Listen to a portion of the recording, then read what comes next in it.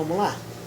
Olha, gente, desculpa que eu tô com o pé bem machucado mesmo, tô com foi uma entorse que atingiu o ligamento, então o pé ainda fica dentro tá com gesso e a bota, ele ainda fica latejando. Então eu estava agora numa outra reunião, que era um grupo de estudos sobre Camus, e estava falando sobre suicídio, que eu vou tocar hoje, aliás, é um dos temas de hoje, falar sobre a morte por suicídio.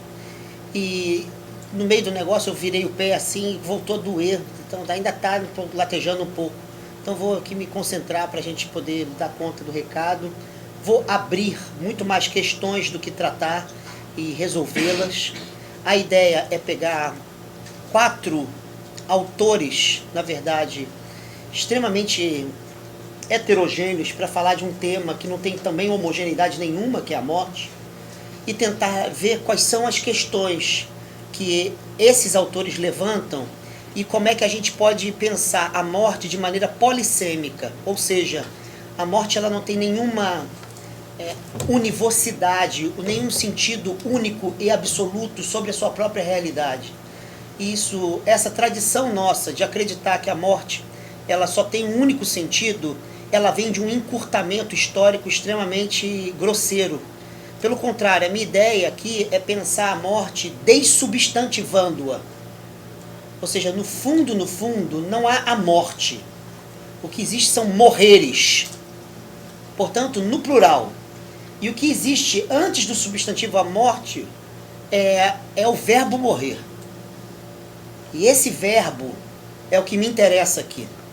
Por 2 grandes razões. Uma delas é que nós vamos tocar em duas literaturas da Grécia Antiga.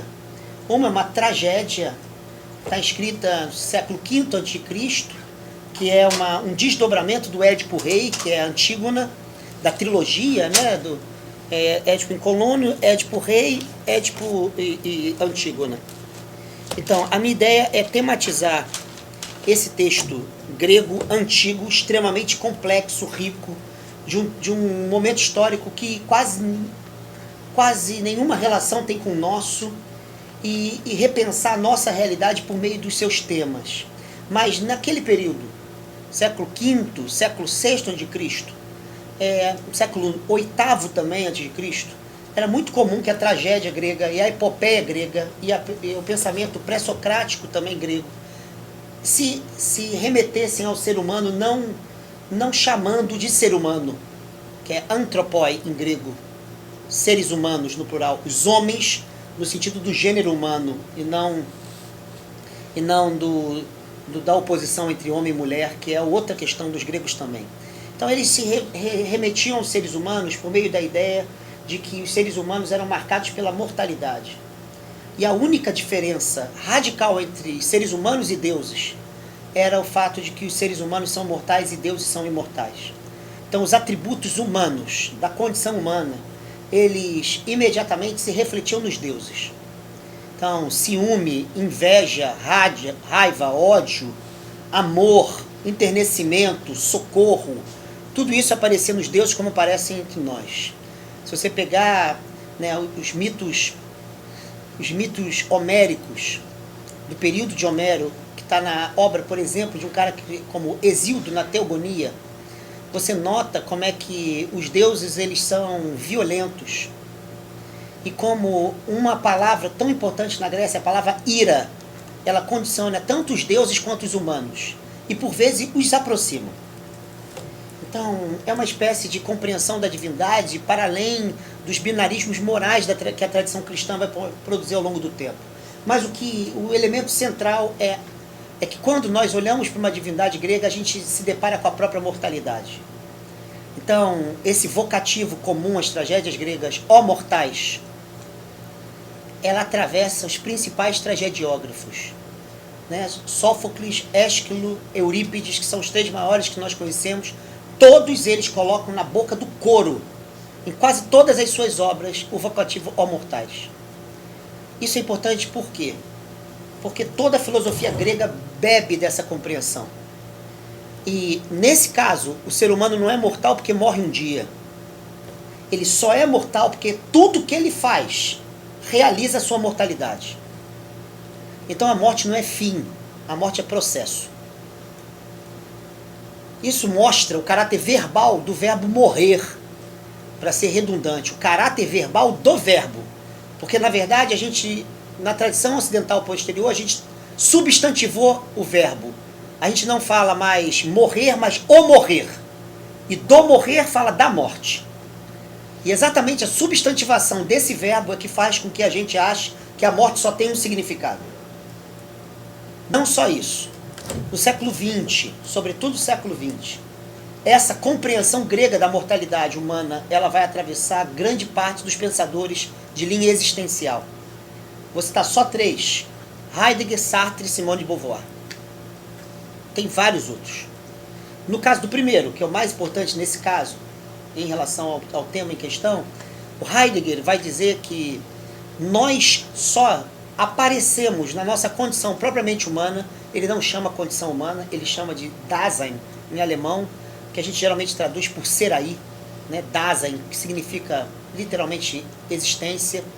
A gente traduz essa palavra por ser aí, e Heidegger desdobra essa palavra dizendo que nós só nos deparamos efetivamente com a nossa condição enquanto ser aí, que é esse elemento mais originário da nossa condição, que não é um elemento, é o nosso horizonte, através da mortalidade. Isso não significa que todo mundo seja mortal, mas significa que quase nunca nós somos mortais.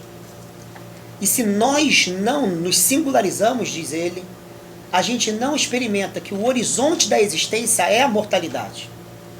Daí a possibilidade da gente achar que a morte ela vem de longe.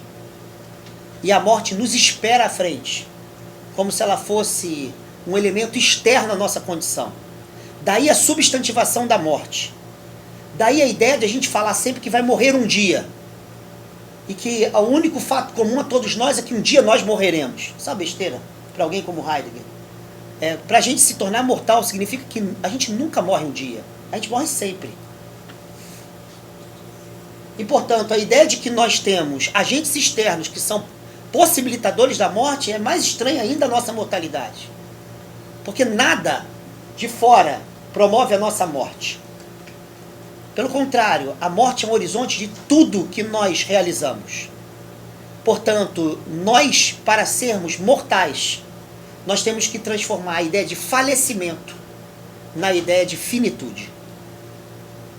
Então, falecimento é uma ideia extremamente moderna, que interpreta o ser humano por meio da ideia organicista de que nós somos uma totalidade, a ideia de organismo, com órgãos, que dentro dessa totalidade tem funções distintas, mas que seguem o comando dessa totalidade, e que um dia esse sistema de retroalimentação do sistema da vida entrou em colapso.